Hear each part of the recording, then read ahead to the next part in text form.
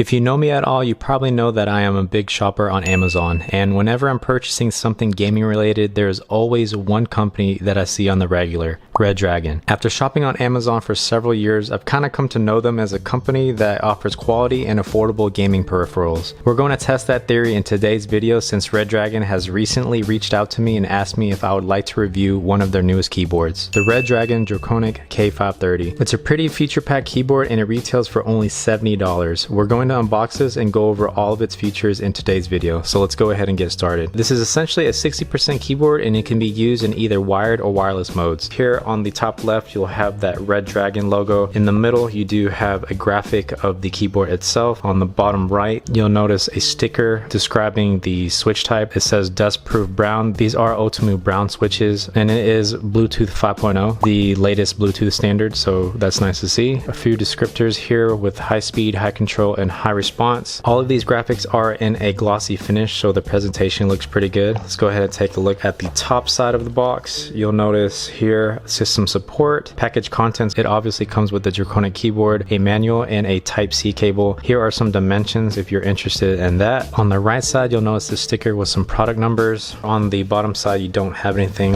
On the left side you'll have a couple things Draconic and a black Redragon logo, both of them also in glossy textures. And you'll notice here there is a Redragon sticker, so the presentation on this is quite nice. On the right side you'll notice much of the same. Let's go ahead and take a look at the back. On the back, the Redragon logo spelled out, a picture of the keyboard itself, as well as some features here on the bottom. Let's go ahead and take a look. So advanced Bluetooth 5.0 connection, true RGB lighting, compatible with different electronics, and there's software available as well as that Type-C connection. Now you'll notice here there is an L shape. The Type-C cable is kind of in a non-traditional spot. We'll go over that later in the video. As far as the right side goes, you'll notice there are some features spelled out here in several different languages. So Redragon is a pretty prominent brand across the board. A lot of the same features once again are noted here. There are two models available, black and white. As you see here, the model number I got is the W for the white model, even though the graphic here is in black. That's pretty much it for the box, guys. Let's go ahead and open it up.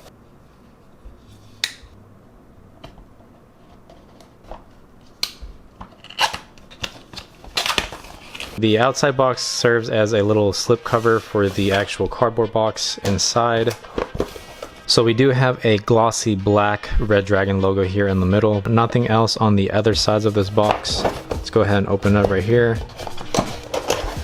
Let's go ahead and save the keyboard for last and go over the accessories. In the box, you'll notice a white Type-C cable. It is L-shaped because the port is on the left side of the keyboard. It also comes with a white cable strap. Now, here is a box. I believe this comes with extra switches because this keyboard is hot-swappable. I have seen reports that the hot swap function is quite limited. However, it does accept Outemu switches without any issue. This is a pretty nice touch by Redragon. They've provided a few different switches. If you guys are unfamiliar, essentially the blue switch is a clicky tactile switch. The red is a linear switch. The brown is the one that comes with this keyboard and it's a tactile switch, a more quieter tactile switch than the clicky blues. And then here on the right side you do have a black switch as well, which is pretty much a heavy linear compared to the red. So a pretty neat addition here, pretty good value so far. Here at the back of the box you'll notice some directions on how to remove and replace the switch. Now on the bottom of the box you'll have a couple more tools here. You have a metal switch puller and then you also have a wired keycap puller. I like this in particular. I think it's pretty gentle on keycaps when you're removing them as opposed to other keycap removers. On the bottom of the box you got a little bit of styrofoam padding,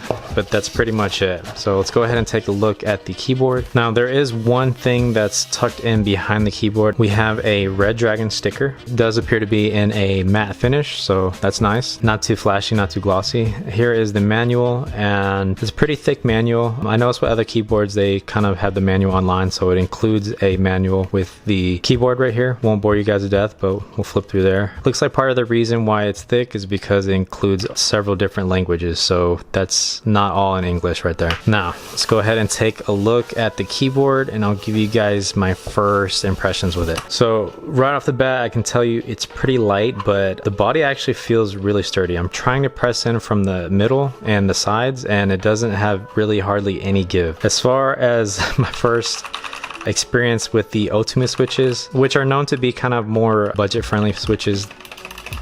Pretty light and pretty solid. It looks like it's gonna be a pretty comfortable typing experience. Let's go ahead and talk about the keycaps. So the keycaps, the font. So these keycaps are backlit and I believe they are ABS, but let's go ahead and remove one and take a closer look.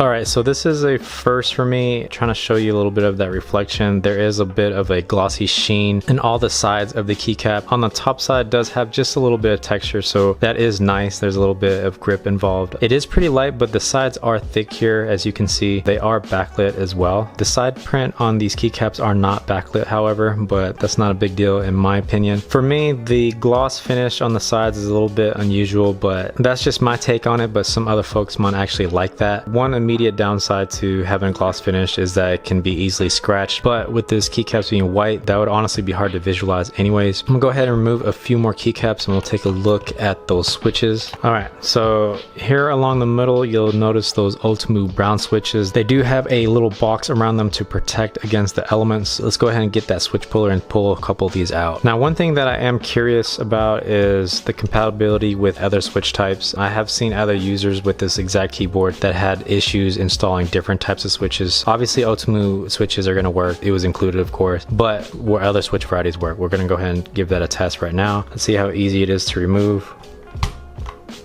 Here's the Outemu switch up close if you are interested in seeing that. Now this is a 3-pin design and 3-pin PCB. With 5-pin switches that do fit, you're gonna have to do a little bit of clipping, but that's not a big deal, at least for some of you guys. So there are a couple switch types that we're gonna try. The first switch that I have here is a Novel Keys cream switch, and I find this a little bit funny putting this on a budget keyboard, but let's go ahead and give it a try. This was 5 pins, so I did have to clip here, but let's go ahead and see if it fits. Here we go.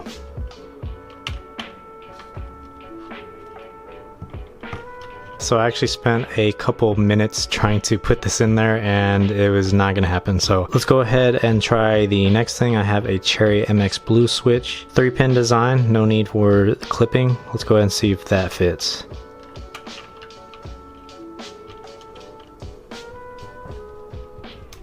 Alright guys, so the Cherry MX Blue honestly got a little bit closer than the Novel Keys cream switch did, but these hot swap sockets, the little pinholes here in the PCB are much too small, and honestly kind of disappointed. This should not be advertised as a hot swap board, or at least if they're going to advertise it, they should put a list of switches that are compatible, because Cherry MX switches, which obviously are really popular switches, they're not compatible, and even higher end switches like let's say Novel Keys creams do not fit at all. This is a little bit disappointing, but not a big deal for a budget keyboard. I would just like for Redragon to put a disclaimer when they mention their hot swap function on their website and in the product listing on Amazon. So those brown switches definitely inserted just fine without any resistance, so I definitely don't think it's a user error. Alright, so those were the keycaps and the switches. Let's go ahead and talk more about the body. As I said before, the body was actually surprisingly durable. Here on the bottom right, you'll notice a Redragon logo. The printing on this actually looks pretty clean. Here on the right side, you'll see some of the angle. I appreciate the angle and that it's not completely flat like the previous keyboard I unboxed. That's really a detractor for me. Backside, nothing. Now on the left side, let's go ahead and talk about that. You do have that Type-C cable port. This is meant more for an L-shaped Type-C cable, which unfortunately not many people have those on hand, so you're gonna have to special order a different cable if you don't want to use the included white cable. Here you'll also notice a couple switches, an on and off switch, as well as a Bluetooth switch, B1, B2, and B3. I'm assuming this switch is gonna correlate with 3 different electronics depending on your use. And then you have a couple indicator lights right here, Bluetooth, and I believe this one here is a charging indicator light. So there's that. Let's go ahead and take a look at the bottom. Taking a look at these feet, guys, this feels extremely grippy. I don't think that this is going to have any trouble moving on your desk at all.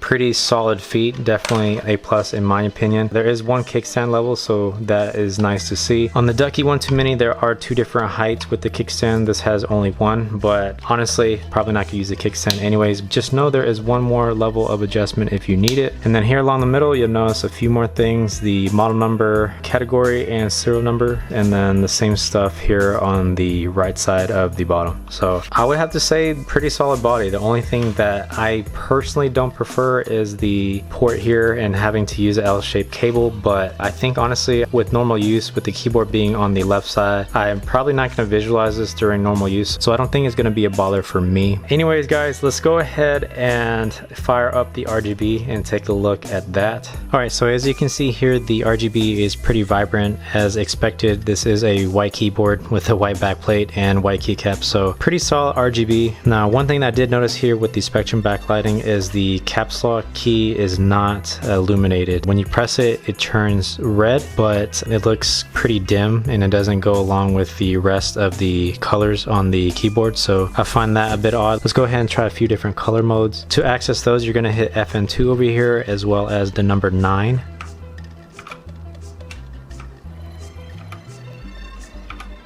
Again, with the other backlit variants, you're not seeing any illumination with the caps lock key, so looks a bit odd, but not a deal breaker for some of you guys. Another thing worth noticing is that the charging indicator light is visible on the inside of the keyboard, so that may or may not be annoying for you. The RGB brightness is also customizable. You just hit FN2 and then the minus or the plus sign to increase or decrease the brightness. At the end of the video, I'll go ahead and show you guys the different RGB modes. As far as my take on the RGB, I have to say I'm pretty impressed. It is pretty bright and it looks pretty good. Next up, we'll go ahead and do a typing test. I'll spend some time with the keyboard and give you guys my first impressions of it. So let's go ahead.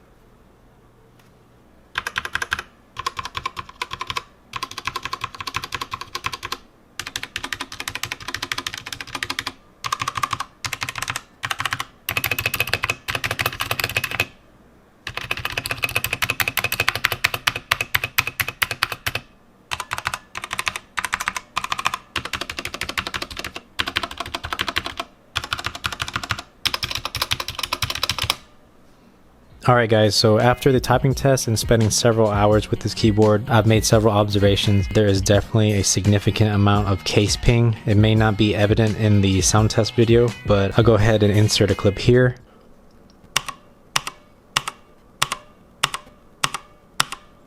As you can see there, the case ping is pretty pronounced. The level of case ping varies throughout the keyboard. I would say that it's fairly significant. When I was using the keyboard outside of gaming, just productivity, and it was quiet, it was definitely noticeable to me. Obviously, if you're going to be gaming with a headset or you don't typically use your keyboards in a quiet environment, then that might not be a big deal for you. Now, as far as the software goes, it's pretty bare bones, but it definitely has all the basic customizations that you need. There are several customizations as far as the RGB goes. You can adjust the brightness, direction, speed, and colors of the various RGB modes. And as far as customizing the function of the keys, the software is pretty intuitive when it comes to setting up macros and multimedia keys, so pretty easy to use software. Now, as far as the Bluetooth experience goes, unfortunately I didn't get to test this on my desktop gaming computer, but I did try it on my laptop and I had no issues with connectivity there, and on my cell phone as well. It worked flawlessly. Obviously didn't get to push the limits on the battery life, but the battery on this keyboard is rated for 3000 milliamp hours, so it should definitely last quite a bit of time before needing a recharge. Now let's go ahead and talk about my overall impression of this keyboard. I have to say I am impressed for the most part. I think that there are definitely a few cons, but the current retail for this keyboard is $65 on Amazon, and honestly for that price this is still phenomenal value. I love the build quality. I think it's fantastic for the price. The RGB is absolutely outstanding to me. Several RGB modes and definitely really customizable customizable. The only con that I have for the RGB is the omission of an LED for the caps lock key. As far as my typing experience goes, obviously did not like the case ping, but I really enjoyed typing on it. I think the keys are extremely comfortable. Outemu switches are known to be kind of more budget friendly, but honestly they do definitely feel